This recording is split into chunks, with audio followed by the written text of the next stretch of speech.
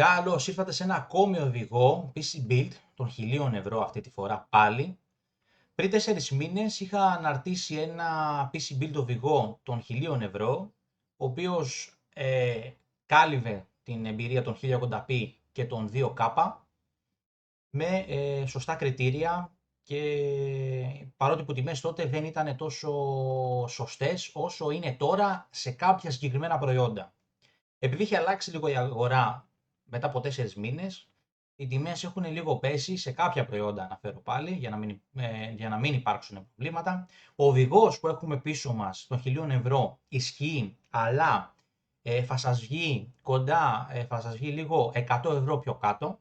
Έχετε αυτή τη δυνατότητα, μπορείτε να αγοράσετε το συγκεκριμένο PC Build, το οποίο το έχω αναρτήσει πριν 4 μήνες, και με αυτά τα χαρακτηριστικά κερδίζοντας 100 €, γιατί έχουν πέσει οι τιμές των επεξεργαστών, λίγο των μητρικών, λίγο από εδώ, λίγο από εκεί, μαζεύονται οι τιμές που πρέπει και κερδίζουμε στην τσέπη μας. Βέβαια τώρα κάποιος με αυτή την οικονομική κρίση που υπάρχει, με τις μέρες που ζούμε, να διαθέσει τόσα λεφτά, εντάξει, θα το κάνει κάποιος που μπορεί.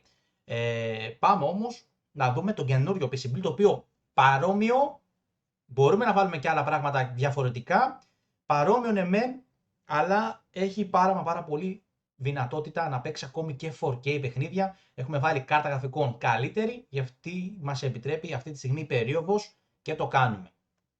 Πρώτα απ' όλο, έχουμε AMD Ryzen 7 5700X, τον οποίο τον έχω και εγώ, τον έχω εδώ και κοντεύουμε ένα χρόνο τώρα. Είναι από τους πολύ καλούς επεξεργαστές, οι οποίοι μπορούν να δεχτούν ακόμη και της τάξεως 470 Ti και παραπάνω από τη μεριά της Nvidia. Δεν έχουν θέμα bottleneck, δεν σας λέω να τρέξετε σε 8K ανάλυση, αλλά ό,τι και να βάλετε καινούριο από τις σημερινές κάρτες γραφικών τα τελευταία 2 χρόνια που έχουν βγει, δεν θα έχετε κανένα απολύτως θέμα bottleneck, είναι πάρα πολύ δυνατός. Σαφέστατα προτείνω, αν έχετε την οικονομική δυνατότητα, 100-150 € παραπάνω, να πάτε στον 5800X 3D, που εκεί είναι ένας από τους βασιλιάδες που είναι στην κορυφή των gaming CPU. Αλλά αυτό είναι κάτι το διαφορετικό, δεν μας απασχολεί τόσο, γιατί ο συγκεκριμένος κάνει άνετα τη δουλειά του, ειδικά για gaming, ακόμη και productivity δεν έχετε κανένα απολύτως πρόβλημα. Έχουμε 32 MB cache, είναι πάρα πολύ καλό, συχνότητα ανεβαίνει, μπορεί να φτάσει και 4,9 GHz. Σαφέστατα δεν έχει τα νούμερα τα πολλά στα ρολόγια της συχνότητας που ζαλίζουν έναντι της Intel. Δεν έφτιαξα της Intel, θα μου πείτε, είσαι fanboy της AMD. Όχι, γιατί πιστεύω στην AMD και η AMD μπορεί να δώσει λύσεις, όπως θα δείτε παρακάτω. Πάμε τώρα, έχουμε μείνει σε αυτό το κομμάτι, 5700X, εντάξει, η τιμή του είναι κοντά στα 175 €. Έχει πέσει πάρα πολύ, φανταστείτε, εγώ τον είχα πάρει 240, άρα μιλάμε για καθαρό κέρδος κάνα 40-50. Γενικά κερδίζουμε πάρα πολλά. Όσο πέφτουν οι τιμές αυτών των επεξεργαστών, είναι πάρα πολύ κερδοφόρο. Βέβαια, αν δεν θέλετε 16 πυρήνες, μπορείτε να πάτε ακόμη και σε 5600H και εκεί μπορεί να κερδίσετε ακόμη περισσότερα λεφτά για την τσέπη σας και να τα επενδύσετε κάπου αλλού ή να πάρετε κάποιο πιο ωραίο κουτί, καλύτερες RAM, που δεν νομίζω ότι υπάρχουν καλύτερες RAM σε α4 socket, αλλά και σε άλλα διάφορα πράγματα που θέλετε εσείς, ακόμη και πληκτρολόγια. Τώρα, έχω δύο επιλέξει διαφορετικά προϊόντα ψήξης, γιατί να αναφέρω ότι ο 5700X δεν έρχεται με δικό του κουτί, με δικό του ψύκτρα, με δικιά του ψύκτρα, άρα πρέπει να τοποθετήσουμε εμείς ή μια αερόψυξη ή μια υδρόψυξη. Θα αναφερθώ στο εξής. Καλύτερα είναι να προβείτε σε μια Big White Dark Rock 4, η οποία είναι πάρα πολύ δυνατή στην κατηγορία της και μπορεί να ψήξει άνετα το συγκεκριμένο επεξεργαστή. Είναι στα 75 €. Εάν θέλετε κάτι φαντασμογορικό, όχι ότι θα κερδίσετε σε επιδόσεις, μην νομίζετε ότι όντως θα κερδίσετε επιδόσεις, γιατί για να κερδίσετε τις επιδόσεις έναντι μιας αερόψυξης πρέπει να επενδύσετε πάνω από 150 € σε μια υδρόψυξη κλειστού τύπου. Έχουμε μια Cooler Master Liquid ML240L RGB σαφέστατα, 81,50. Δηλαδή 81 €. Αλλά προτείνω ανεπιφύλακτα, δηλαδή το build που έχω φτιάξει εγώ, που είναι 1000 € και είναι 1024 € για την ακρίβεια, είναι κυριολεκτικά διαμάντι, είναι αφόρυβη, δεν θα μπλέξετε να σας πιάνει και περισσότερο χώρο. Βέβαια, χώρο ο Γκόβης θα πιάσει γιατί είναι ψύχτρα, αλλά δεν θα δέχεται τη φοβία μη σπάσει κανένα σωληνάκι και τρέξει κάποιο υγρό, που αυτό εντάξει, την πάρω εγώ των χρόνων. Εγώ π.χ. την έχω 4 χρόνια τώρα, δεν μου έχει πάθει τίποτα, δεν έχει στάξει τίποτα. Εντάξει, αυτές είναι τώρα φοβίες οι οποίες μπορεί να έχετε στην άκρη του μυαλού σας, κάποιοι μπορεί ναι, μπορεί και όχι. Και έχουμε 3 επιλογές, βασικά 2 επιλογές για μητρικές. Έχω βάλει και αυτή την 550 Gaming Plus, η οποία δεν αντέχει τόσο καλά VRM, δεν έχει τόσο καλό VRM για να αντέξει τόσο μεγάλη δύναμη όπως είναι ο 5700X. Αλλά πολλοί το έχουν κάνει. Δηλαδή, πολλοί έχουν συνδυάσει ακόμη και 5800H και χωρίς overclock πάει περίφημα, δεν ανεβάζει θερμοκρασίες, δεν έχει κανένα απολύτως πρόβλημα. Και είναι και αρκετά οικονομική στα 121 ευρώ, δεν είναι πραγματικά ό,τι πρέπει.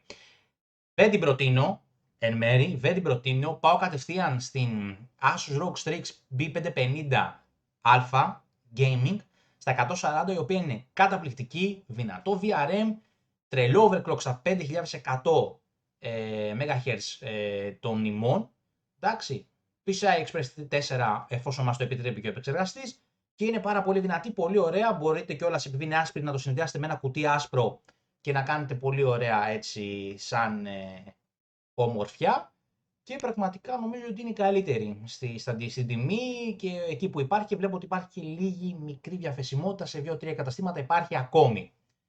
Τώρα, πάμε τώρα στο μεγάλο κομμάτι που είναι η διαφοροποίηση μεγάλη ανάμεσα από το προηγούμενο build των 1000 ευρώ, και είναι η κάρτα γραφικών, όπως είχα προαναφέρει, με συγχωρείτε αν ακούγεται κάτι απ' έξω. Είναι κυριολεκτικά η Asus της Radeon RX 6700 XT των 12 GB. Πάμε ένα σκαλί παραπάνω. Η 6700 XT των 12 GB σαφέστατα είναι πολύ πιο δυνατή από την συγκεκριμένη αυτήν εδώ, 6650 XT ή 6650 XT, όπως θέλετε πείτε το. Είναι η μέρα με τη νύχτα, σαφέστατα είναι πάρα πολύ δυνατή. Έχουμε 12 GB VRAM, τρέχει και 4K, πολλούς τίτλους απροβλημάτιστα. Τώρα, θα μου πει κάποιος, γιατί δεν επέλεξες μια RTX 470 όπως προανέφερες ότι μπορεί να τρέξει και με αυτόν τον επεξεργαστή? Δεν το επιλέγω γιατί η τιμή ξεφεύγει. Η τιμή είναι κοντά στα 700 ευρώ. Δηλαδή, μιλάμε διαφορά 200 ευρώ, 250, η οποία ναι, έχεις αρκετά μπουσταρισμένα πράγματα, μπουσταρισμένα frames, αλλά νομίζω για το τώρα που βρισκόμαστε και για τα παιχνίδια που έχουν βγει, η 6760 είναι πάρα πολύ δυνατή. Ακόμη και που τη χρησιμοποιούν και streaming δεν έχουν κάποιο πρόβλημα. Και από ό,τι είδα και συγκριτικά δεν είδα να έχει κάποιες μεγάλες επιπτώσεις. Αυτό είναι στο χέρι σας βέβαια, αλλά να ξέρετε ότι ανεβαίνει μετά το budget, ξεφεύγει τελείως. Αλλά φανταστείτε ότι έχετε αυτή τη δυνατή κάρτα γραφικών του 12 GB VRAM, τα οποία τώρα πια μετά από αυτή τη χρονιά όντως βλέπουμε ότι χρειαζόμαστε στα περισσότερα παιχνίδια, ειδικά αυτά που γίνονται και remake VRAM περισσότεροι. Άρα τα 8 GB π.χ. που έχει 460 Ti δεν έχει να προσφέρει περισσότερα. Τώρα το Race Tracing κτλ. Είναι άλλο κομμάτι. Εγώ προτείνω Radeon κόκκινο στρατόπεδο αυτή τη στιγμή, γιατί κάνει κυριολεκτικά τα πάντα και η τιμή της είναι χώμα κυριολεκτικά. Δηλαδή, μάλλον πρέπει να πάμε κι εμείς σαν κανάλι σε αλλαγή κάρτας γραφικών. Και τώρα, Be Quiet System Power 750W τροφοδοτικό. Εδώ τώρα μην σας πω ότι μπορούμε να βάλουμε και 850 και παραπάνω για να έχουμε αρκετό απόθεμα, παρότι που έχουμε ένα καλό ότι ο 5700H δεν καίει πολύ λιγότερα από το 5800H που είναι αδερφάκι του, και ελάχιστα, με αποτέλεσμα έχουμε πλεονέκτημα το να μπορέσουμε να πάρουμε και λιγότερα watt σαν σύστημα. Η Be Quiet είναι πάρα πολύ καλή εταιρεία, τη γνωρίζουμε όλοι, ακόμη και στα φαν της και στα κουτιά της. Είναι το καλύτερο πράγμα που έχω δει, που είδα και έψαξα ανάμεσα σε πολλά τροφοδοτικά. Μπορείτε να πάρετε σε Corsair, αυτό ξανά λέω, μπορείτε να αλλάξετε κι εσείς κάποια μικροπράγματα στο setup. 750W είναι αρκετά. Είναι αρκετά, δεν είναι λίγα για να μπορέσει να ανατρέξει 700 XT. Και το ότι ζητάει 650 είναι θεωρητικό. Δεν φτάνει το πικ αυτό, ξεχάστε το. Εκτός άμα κάνετε overclock. Και πάμε τώρα στο θέμα της μνήμης. Μνήμης μπορούμε να κόψουμε λεφτά, αν δεν θέλετε RGB, για να πάτε την κλασική G-Skill, η οποία έχει πέσει κατάχαμα. Κάποτε έκανε 50 ευρώ, τώρα κάνει μόλις 34 ευρώ. Αλλά εγώ προτείνω Kingston, Fury Beast, RGB κιόλας, να έχετε και λίγο το RGB σας, 16 GB RAM, 3600 Hz, να μπουστάρουμε και τον επεξεργαστή. Με cache latency 17, πάρα πολύ καλό, γύρω στα 60 ευρώ, που δεν είναι γύρω στα 60 ευρώ, νομίζω ότι τον βρίσκουμε και πιο κάτω. Στα 55 φάρηκε κανένας, στα 55. Νομίζω ότι είναι υπεραρκετά έως και πολύ καλή τιμή τώρα πια. Εγώ την είχα πάρει 70 ευρώ, 72 πριν κάτι μήνες. Άρα φανταστείτε ότι σε κάποια σημεία και κάποια προϊόντα πέφτουν με αποτέλεσμα κερδίζουμε και για το πορτοφόλι μας και να τα διαθέσουμε κάπου αλλού που μπορεί να μας δώσει περισσότερες επιδόσεις όπως είναι η κάρτα γραφικών. Και τώρα πάμε στο Patriot P300 SSD. Αν βάλουμε ένα 512 πάνω, και δεν θα φτάσει. Δηλαδή, άμα βάλουμε ένα GTA ή βάλουμε ένα Forza Horizon πάνω και βάλουμε 2-3 άλλα, τίγκαρε, αυτή είναι η πραγματικότητα. Ας πάμε για μια βάση για να τρέξει το λειτουργικό σύστημα. Και αυτός έχει πέσει. Κάποτε έκανε 40 και αυτός, τώρα έχει φτάσει 25 ευρώ. Μιλάμε, η τιμή του είναι χώμα. Άρα, όσοι θέλετε και να αναβαθμίσετε κιόλας SSD, νομίζω ότι είναι η καλύτερη εποχή να πάρετε έναν SSD ακόμη και M2, οι οποίοι είναι πάρα πολύ πιο δυνατότεροι από του SATA. Και όλα αυτά, εν κατακλείδη, πού θα μπουν όλα αυτά? Θα μπουν σε ένα κουτί της Corsair 4000D, το οποίο είναι αυτό εδώ που βλέπετε μόλις τώρα εσείς, το οποίο να σας πω την αλήθεια έμεινα λίγο έκπληκτος, γιατί όταν μπήκα στην αγορά, μπήκα λίγο να δω τι κουτιά παίζονται. Πρώτο το δικό μου δεν το είδα ποτέ, δεν το βρήκα, έχει φύγει. Δεν υπάρχει καν διαθέσιμο. Και είδα ότι εκτοξεύτηκαν πάρα πολύ τα κουτιά. Δηλαδή τα κουτιά, υπήρχαν κουτιά τα οποία κάνανε 70 ευρώ και τώρα έχουν φτάσει να κοστίζουν 130-140 ευρώ χωρίς λόγο και αιτία. Άρα αυτό που είναι και το best seller αυτή τη στιγμή σύμφωνα με την πλατφόρμα, σαφέστατα μπορείτε να πάρετε αυτό. Κάρτα γραφικών στις 360 mm, δηλαδή έως και 36 εκατοστά. Μιλάμε, μπορείτε να βάλετε τα πάντα. Σαφέστατα δεν είναι full tower για να αποθηκεύετε πάρα πολύ, θέλει λίγο cable management, αλλά στα 95 ευρώ νομίζω ότι είναι η καλύτερη προσφορά και το best seller έναντι άλλων που δεν τα ξέρει ούτε, δεν θέλω να πω τώρα, δεν τα ξέρει ούτε κανένας προσωπικά. Δηλαδή βλέπω ανθρώπους που παίρνουν κουτιά εταιριών που δεν τις γνωρίζουν καν στην πιάτσα. Άρα όχι ότι κατακρίνω αυτούς τους ανθρώπους, το τι παίρνει ο καθένας είναι δικιά του επιλογή. Εμείς εδώ προτείνουμε πάντα θεωρητικά και πρακτικά από βαθμολογίες και από εμπειρίες δικές μας ένα καλό PC build των 1000 ευρώ. Αυτή τη στιγμή έτυχε να είναι 1024, εντάξει, 24 ευρώ πάνω κάτω, ανάλογα οι τιμές παίζονται, μπορεί να κερδιθεί αυτό το ποσοστό και παίζεται θεωρητικά τα πάντα. Θεωρητικά και πρακτικά. Για 1080p ανάλυση δεν το συζητάμε. Εδώ μιλάμε τώρα, τα παίζετε όλα κυριολεκτικά.